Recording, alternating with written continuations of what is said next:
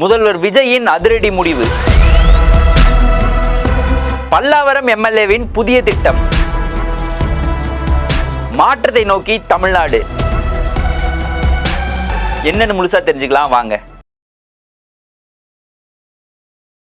12ஆம் வகுப்பு பொதுத் தேர்வில் மாநில அளவில் சிறப்பிடம் பிடித்த நாமக்கல் குறிஞ்சி மெட்ரிக் மேல்நிலைப் பள்ளி 10ஆம் வகுப்பு பொதுத் தேர்வில் 490 மதிப்பெண்களுக்கு மேல் பெறும் மாணவர்களுக்கு கல்வி கட்டணம் முழுவதும் இலவசம். நீட் ரிப்பீட்டர்ஸ் பேட்ச் மற்றும் ஒரு வருட சிறப்பு பயிற்சி வகுப்புகள்.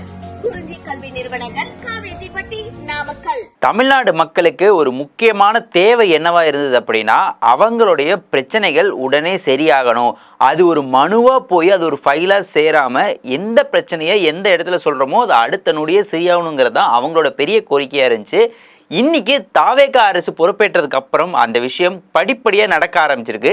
எதனால நான் சொல்றேன் அப்படின்னா, பல்லாவரம் சட்டமன்ற தொகுதி எம்எல்ஏ திரு காமாட்சி அவர்கள் என்ன சொல்லியிருக்காங்க அப்படின்னா, இனிமேல் உங்க மனுக்கள் வெறும் ஃபைலாவோ டாக்குமெண்டாகவோ போய் சேராது. உங்க மனுக்களை முறையா ஆராய்ஞ்சு உடனே, அதாவது ஒரு 2 நாட்களுக்குள்ளே அதற்கான தீர்வு அளிக்கப்படும் அப்படின்னு சொல்லியிருக்காங்க.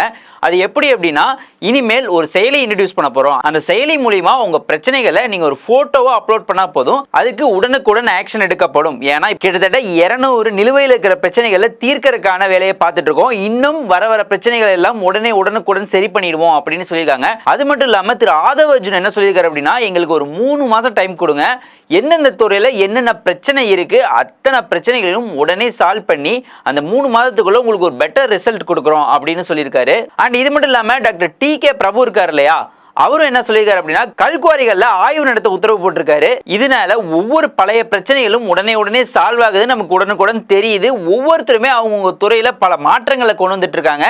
நம்ம டெய்லியும் பார்த்துட்டு இருக்கோம் நியூஸ்ல என்னென்ன விஷயங்கள் மாறுதுன்னு. ஏன் இப்ப விஜய் அவர்கள் கூட கிட்டத்தட்ட 717 மதுக்கடைகளை மூடினார் இல்லையா, ஸோ அதுல வேலை செஞ்ச கிட்டத்தட்ட 500க்கும் மேற்பட்ட ஊழியர்களை இப்போ இடமாற்றம் செய்யறதா உத்தரவு போட்டிருக்காரு.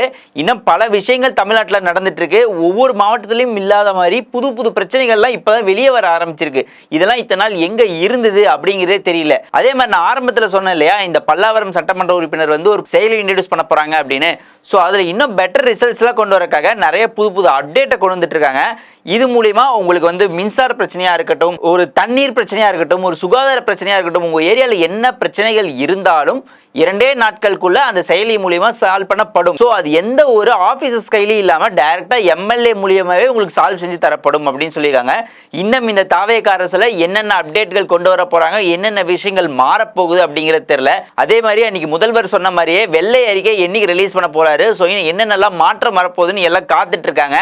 எங்களை மாதிரியே நீங்களும் அந்த மாற்றத்துக்காக காத்துட்டு இருக்கீங்க அப்படின்னா கமெண்ட் செக்ஷன்ல சொல்லுங்க.